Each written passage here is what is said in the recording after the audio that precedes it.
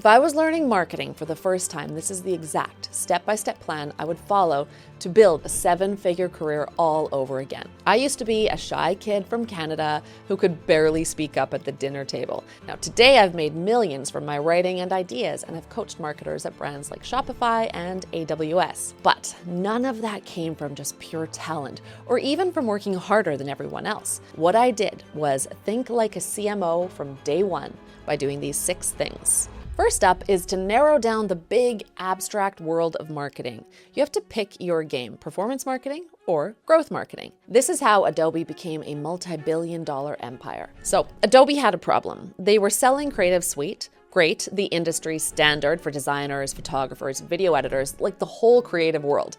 But they were selling it the way software had always been sold. One big upfront purchase every year, every few years, hoping customers would just come back and renew. Product was dominant here.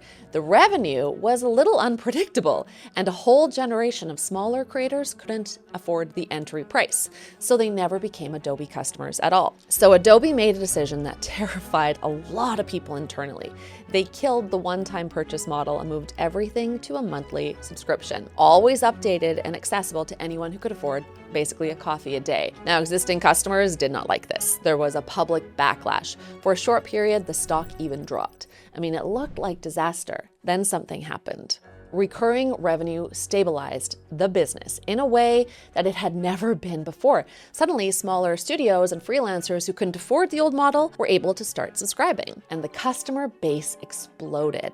Adobe went from a company that made most of its money from infrequent big purchases to one of the most financially stable software businesses on the planet. That's the difference between performance marketing and growth marketing. Performance marketing is about making what you already have work better, which is great. Conversion rates, the cost of acquiring a new customer, the ads, the copy running across your funnel. Growth marketing is about expanding what's possible. So new channels, new audiences, new revenue models. Both performance and growth marketing are necessary and they work together, but the game that worked for Adobe was growth marketing here. A fundamental change to how the business generated demand and revenue. Most beginner marketers end up in performance roles because basically that's where entry-level jobs commonly are, and that's fine. But if you only ever think in performance terms, you'll always be optimizing someone else's vision instead of shaping one of your own. Think like a CMO and distinguish growth from performance. Before you start any marketing task, ask yourself one question. Am I here to make something existing work better, or am I here to build something that doesn't exist yet? Performance or growth? Know which one you're doing, and you'll know exactly how to think about it. The second thing I'd learn is how to use AI like a strategist. Using AI to write faster is the lowest value thing you can do with AI, and it will frustrate you. Here is what to do instead. When AI first exploded, the advice was pretty simple. Use it to write faster, produce more content, generate a lot of options. And a lot of marketers did exactly that. But then their companies looked around and said, well, if the tool does 75% of the writing, why do we need as many writers? A lot of people lost their jobs in that first wave. But here's what happened next. The businesses that replaced everyone with AI started getting really generic output. Slop, forgettable content, copy that sounded like everyone else's copy because it was trained on everyone else's copy. And those businesses started coming back, not for people who could type faster, but for marketers who could think, who could stress test a position, who could model and predict what would happen 2 steps after going to market. Now that's the shift. The marketers who survived and thrived and are still doing so weren't the ones who used AI the most. They were and are the ones who use it for actual business problems, not wordsmithing. CMOs know the greatest use of AI isn't production, it's pressure testing. Most marketers fail not because the execution was slow or even bad, which AI is supposed to solve, but because the thinking behind it was just not challenged. AI gives you this incredible thinking partner who will challenge you every time if you ask it the right questions. So the question is not, can AI write this for me? But AI, where does this fall apart? So as someone just getting started in the marketing world, upload your work to AI, describe who you're selling to, and ask it to find every place a real customer would tune out in your copy. That one habit will make your marketing stronger than anything else on this list. Now that you know how to think with AI, there's one specific place that thinking needs to show up: how people find you in the first place. The third thing I'd learn is the new SEO. SEO used to be the best way to make a business famous, but now it's something else entirely. Back in 2018, Google released this update, the Medic update, that nobody saw coming. Businesses that had spent years and years doing exactly what Google told them to do woke up one day just buried in search results, just overnight, no warning. And as anyone who's worked in search knows, if you want to hide a dead body, you put it on page 2 of Google. No one will find it. So this update killed a lot of businesses. It hurt ours and it hurt our friends. The lesson everyone took away was don't build on rented land. But then they kept building on rented land, just different land, Instagram, TikTok, LinkedIn, wherever the algorithm was paying out that quarter. Now we're in a new version of that same moment. Buyers are asking AI, like ChatGPT, questions that Google was never really good at answering. And AI is answering them directly without sending anyone to your website. Now, here's how you can take advantage of that like a CMO. A whole new discipline has emerged called answer engine optimization, where search engine optimization, or SEO, was about getting Google, the search engine, to rank your page. Answer engine optimization is about getting AI answer tools like ChatGPT, Claude, Perplexity to cite you as the source of truth in chats. So the currency has shifted from traffic to citation. Most marketers are still optimizing only for the old one. Wikipedia, Reddit, and YouTube are where most major AI tools are pulling their answers from right now. Those are platforms with structured, referenceable content. Your job is to create content that those systems want to cite, not content that just gets clicks, content that gets referenced and cited. The same way you used to ask, will Google rank this? You now need to ask, will AI cite this? It's basically the new SEO. The new question to ask about every piece of content you create, is this referenceable? Not just shareable, not just viral, not even just engaging. Referenceable. Would an AI chatbot pull this as a credible source when my ICP asks it a question? If not, don't make a rookie mistake and just create it anyway. Knowing where visibility comes from is only useful if you have something worth being visible for. Now that's where specialization comes in.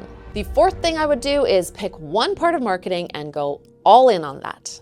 Everyone says new marketers should be generalists, but this is fast becoming the way to become replaceable. Take HubSpot. They did not try to win at marketing, they invented a whole category. Along with Moz, they defined what inbound marketing meant. They wrote the book on it, built tools and certifications around it, and became the first name anyone thought of when they heard that phrase. Now, they did not do that by being good at everything. They did it by owning one thing so completely that the category and the company became synonymous. Now, think about what that looks like at the individual marketer level. April Dunford is the most respected positioning authority on the planet, serving enterprise B2B tech. Very narrow, very specialized, and very successful. Dave Gerhardt has gone narrow on founder-led marketing. Basically, the marketers you know are all specialists, including me. Now, most new marketers spread themselves across every channel because someone told them to be adaptable. Learn social, learn email, learn paid ads, learn search. And they end up being slightly okay at all of it, which means they're interchangeable. If everyone knows the same things, you're basically a walking AI tool. You can be prompted and replaced. The marketers who build real leverage pick one thing and go so deep on that one thing that people start citing their frameworks, not their company's frameworks, theirs. It can be as specific as scripting videos or capturing attention on social media or owning outreach on LinkedIn so completely that your approach gets shared in group chats you've never even been in.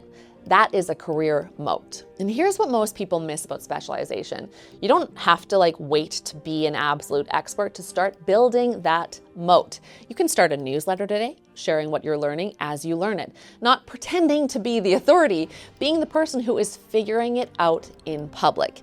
Do that every week for 3 years, and you will be the recognized voice in your specific corner of marketing. The broader you are, typically the more forgettable. The more specific you are, the more promotable. The narrower your specialty, the louder your signal. Pick the one thing you want to be known for, not just the one thing you can do, and start creating a public record of how you think about it. That record compounds in a way that job titles just never do and won't anymore. But narrow expertise only compounds if people can actually find it. Now, that's not about content, it's about distribution. The fifth thing I'd learn is what I call owning the ecosystem. The brands that win aren't the ones with the best content, they're the ones whose message ends up everywhere their customer already is. Tim Hortons is the coffee chain here in Canada, and it's not the best coffee, not the fanciest brand, but try sitting in a cold arena at 5 in the morning watching your kids' hockey practice without a Tim Hortons cup in your hand. It feels wrong, like something's missing, and that feeling is not accidental. Tim Hortons sponsors hockey leagues across the country. Their logo is on jerseys. Their name is inside the rink. They didn't get into your morning ritual by having better captions. They got there by embedding themselves into the ecosystem where their customer, you, already was. Now, Nike does the same thing on a bigger scale. They don't win because they write better copy ultimately. They win because they're inside the conversation before the conversation starts. Athlete partnerships, league sponsorships, designer collaborations, community platforms. Every one of those is a distribution decision. It's not a content decision. They're not asking how to make a better post.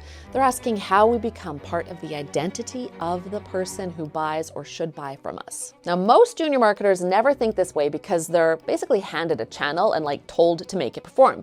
But the head of marketing at a company is always thinking at least one level above that. Not what do we say necessarily, but where does it need to live for the right person to feel it at the right moment. Stop asking, how do I improve this post? And start asking, how do we embed ourselves into our customers' lives? Those are very different questions at different levels of thinking. Now, you don't have to answer the second one out loud in every meeting, but you have to be the person in the room who's asking it. The sixth thing I would learn, and the one that almost nobody teaches, is how not to be boring. The greatest cheat code to be a great marketer is stop being boring. We were brought in to write emails for this scheduling tool called Doodle. Now, their existing emails were getting very few replies. Technically, they were correct and professionally written, but they were completely invisible. So we wrote something that was quite different. Emails that were unusual enough that people didn't know what to make of them. They were completely unboring. Now, some Doodle users read these emails and then they reached out and said, oh, we love these. Others reached out to support for Doodle to say, I hate these. Now, the support team was furious with us about the volume of replies, but the head of marketing was thrilled because the conversion rates had skyrocketed. The emails worked not because they were just creative for creativity's sake, but because they were willing to take a position. They had a point of view. They said something that could be disagreed with, which meant they said something real. And in a world where most marketing sounds like it was written by a committee trying not to offend anyone, saying something real is remarkable. The most common mistake in marketing isn't saying the wrong thing. It's saying nothing worth remembering. If a line came easily, well, it probably sounded like everything else. If it's the kind of thing a boardroom came up with by consensus, it's boring. Cut it. Listen to how your actual customers describe their actual problems and use those words. Not because it's clever, but because nothing a committee invents will ever be as interesting as what a real customer says out loud when they're frustrated. Now, here's the reframe that will change how you think about this. Instead of asking, how do I make this more creative? Ask, what would make this completely forgettable, and then do the opposite. Generic language would, no point of view, avoiding all tension. Once you can see what boring looks like, not being boring gets a lot easier for any brand. You just saw the roadmap I'd follow to build a high-income marketing career from zero. But if you don't know what to study, you'll move fast in the wrong direction. So watch this next, where I'll show you the 12 books that can make you smarter than 98% of marketers.